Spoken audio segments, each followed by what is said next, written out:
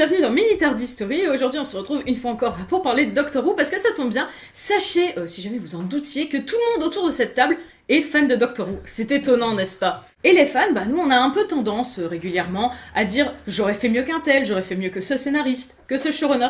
Quand on a fini un épisode, ça nous est déjà arrivé de dire ah moi j'aurais plutôt fait ça comme ça, ça comme ça, ça comme ça, comme si c'était nous le réalisateur, comme si on aurait pu faire mieux. Peut-être qu'on aurait pu faire mieux, c'est possible. Tu dis ça sur toute la saison 7, ouais.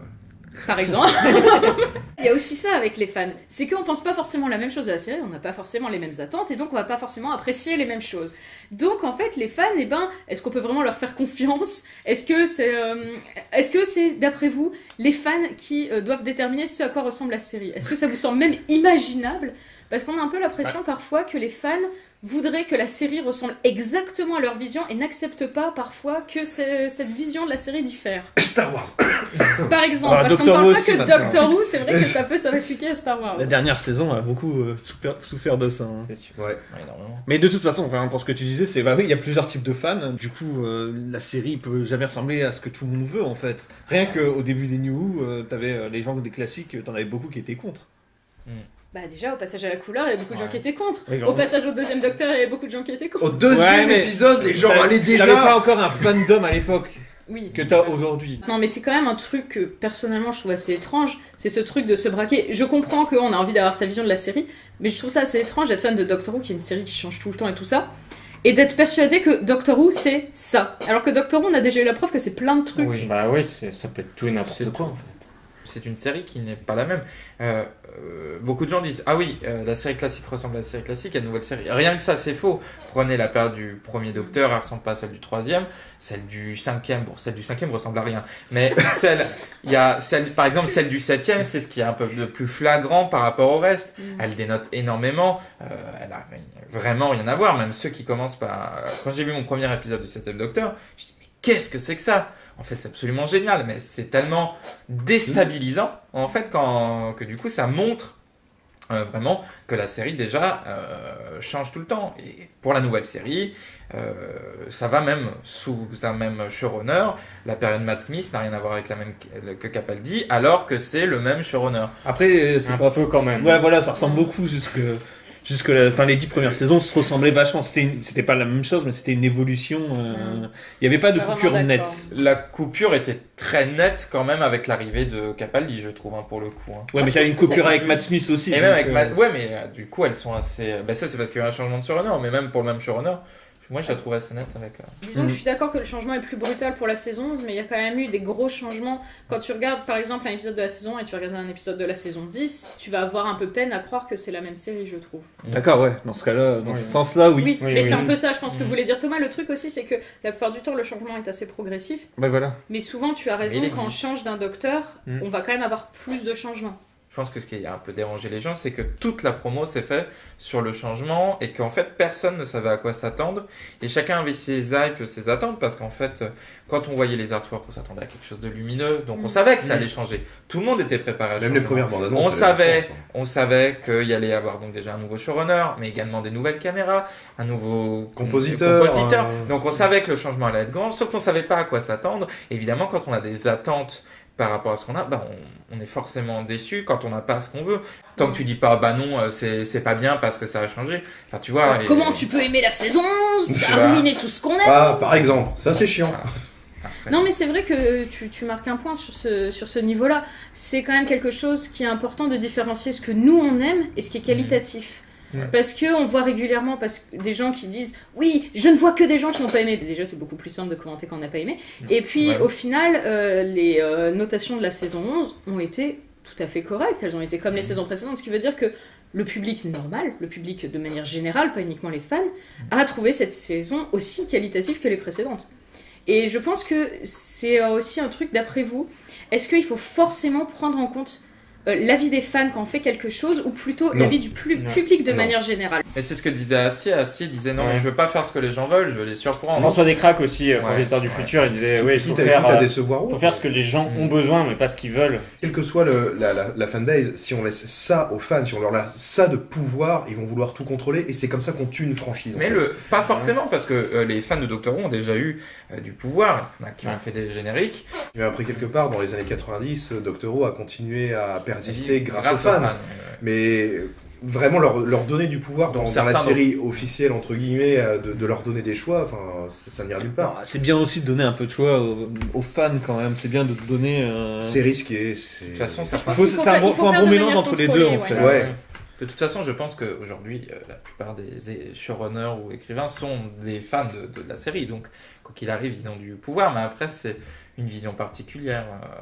Du coup, voilà. Comme la vision d'un fan ne sera pas la vision d'un autre fan. Bah oui. Il y a aussi un autre point qui est quand même assez important. Les fans, j'ai dit juste avant que les fans ont plus tendance à vouloir se faire entendre quand c'est pour quelque chose de négatif, quand ils sont pas d'accord. Ce qui est logique, quand on n'est pas content de quelque chose, on va beaucoup plus développer et pas être content quand on va nous dire quoi, tu as aimé tel truc, mais c'est pas bien. Et on va commencer à s'énerver et tout ça. Alors que généralement, quand on a bien aimé, on va juste dire ouais, c'était cool. Et en fait, il y a un phénomène qui se passe pas mal sur Internet, outre les gens qui commentent, voilà. Il y a aussi le fait d'aller mettre des notes aux séries avec lesquelles on n'est pas d'accord avec les idées et tout ça, aller mettre des notes pourries, parfois, faire des raids. Qui ne sont même pas encore sortis d'ailleurs. Parfois qui ne sont même pas encore sortis. Et on se retrouve bizarrement quand on regarde des séries ou des films qui prennent des partis pris d'égalité, machin truc, ou alors qui changent complètement leur formule pour s'adapter à la société actuelle. Par exemple, Doctor Who, Star Trek Discovery, Star Wars 8, qui sont des séries et des films qui se sont fait descendre immédiatement sur Rotten Tomatoes ou des choses comme ça, et quand on regarde les avis presse qui sont assez positifs et les avis spectateurs sont ras des pâquerettes, est-ce que vous pensez que ces gens ont réellement une influence sur comment pourrait tourner derrière, parce que eux sont persuadés qu'en faisant ça, ce sont des chevaliers blancs qui vont tout changer. Pour Doctor Who, je pense pas. Sur des grosses productions comme Star Wars, je pense que ça peut avoir malheureusement. Ça a eu, de toute façon, en effet. Ça a eu, mais pour des trucs comme Doctor Who, je pense pas.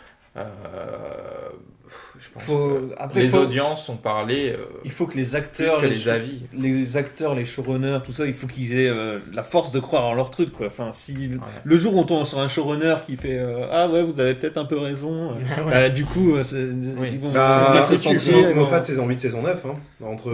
Quand ils ont du Capaldi qui était vraiment très dur et la saison 9. Et après, il s'est fait je me fais plaisir. De toute façon, je m'en fous des autres. Et ça donnait la saison 10. Et on leur remercie d'avoir fait la saison 10 d'ailleurs. Et pour revenir sur ce que tu disais juste avant aussi, c'est ce truc de quand tu vas faire une vidéo, et je pense qu'on doit en faire partie, c'est que quand on va dire du bien, même si on aime bien quelque chose, on va dire du bien, on va le dire vraiment. Mais j'ai bien aimé les effets spéciaux. Par contre, dans cet épisode-là, il y a un détail qui me dérange. Et là, tu vas faire 10 minutes dessus. Mais c'est humain, je pense. Mais c'est vrai, tu as tout à fait raison. Nous, on nous a déjà dit dans des commentaires. Vous descendez la série, mais non, on a dit qu'on avait adoré, on a mis une note de 8,5. Mais toi, t'aimes pas la série, un truc qu'on n'aimait pas. Mais parce qu'on en parle beaucoup trop, en fait. On parle beaucoup trop des choses qu'on n'aime pas.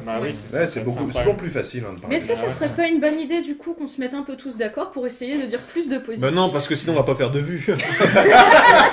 C'est un autre problème, en effet. Mais donc c'est aussi du positif, il faut pas oublier que le fandom c'est aussi du positif, mais le problème c'est que ces gens bouffent tellement l'espace qu'on finit par oublier toutes les bonnes choses qu'on vit grâce au fandom. De toute façon c'est comme tout, il y a toujours la partie toxique du fandom qui est... C'est comme pour tout, que ce soit le fandom de My Little Pony ou de Sonic qui sont les deux qui ont la plus mauvaise réputation sur internet.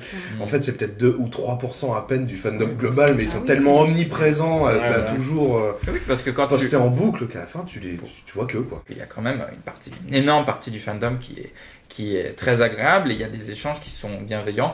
Malheureusement, il y a toujours un mini pourcentage qui va faire mal. Le grain de merde dans la soupe au lait. On pourrait dire soyez bienveillants les uns envers les autres. Essayez de dire du positif. Essayez de dire du positif parce qu'on oublie. On oublie de mettre un commentaire quand on aime bien quelque chose, ce genre de choses. Mais oui, on s'inclut. Moi, j'oublie tout le temps de mettre des commentaires quand j'aime bien une vidéo, alors que je passe mon temps à dire mettez des likes, un commentaire. J'oublie tout le temps. D'ailleurs, mettez des likes. Mettez des likes, un commentaire. Voilà, si on veut avoir l'influence des fans, il faut avoir tous les fans qui parlent, si on veut que ça pèse aussi, et pas uniquement les râleurs, parce que de toute façon, en tout cas pour Doctor Who, les râleurs de toute façon, Jodie Whittaker l'a bien dit dans son podcast avec David Tennant il y a pas longtemps. Elle a bien dit qu'elle sait très bien que les râleurs c'est une minorité et que de toute façon elle ne les écoute pas. Voilà. Elle l'a dit directement. Donc il faut lui montrer qu'il y a plein de fans différents et plein de fans qui pensent aussi des choses positives, Des fans qui aussi n'aiment pas forcément son travail, mais qui pour autant pensent pas qu'il faille la brûler. Oui, après, il y a toujours un... On peut très bien ne pas aimer un docteur, ne pas aimer son boulot, sans pour autant vouloir l'harceler, la traquer. Et la fin de la série. Exactement. On peut ne pas aimer, mais il faut respecter que des gens aussi aiment, et aussi se dire que de toute façon, Doctor Who, ça change tellement souvent. Que si une saison n'est pas pour nous, tant pis, quoi. Ça peut arriver. Et si tu veux créer un épisode de Doctor Who, deviens showrunner. Exactement. Voilà. Et aussi que notre avis n'est pas tout puissant. Si vous avez apprécié cette vidéo, mettez un like, abonnez-vous aussi à la chaîne. C'est cool, on poste des vidéos sympas, non? Ouais, des fois. Ça arrive. Et je vous dis à très bientôt pour une nouvelle vidéo. Passez une bonne journée, soirée et tout. Et voilà. Salut! Au revoir!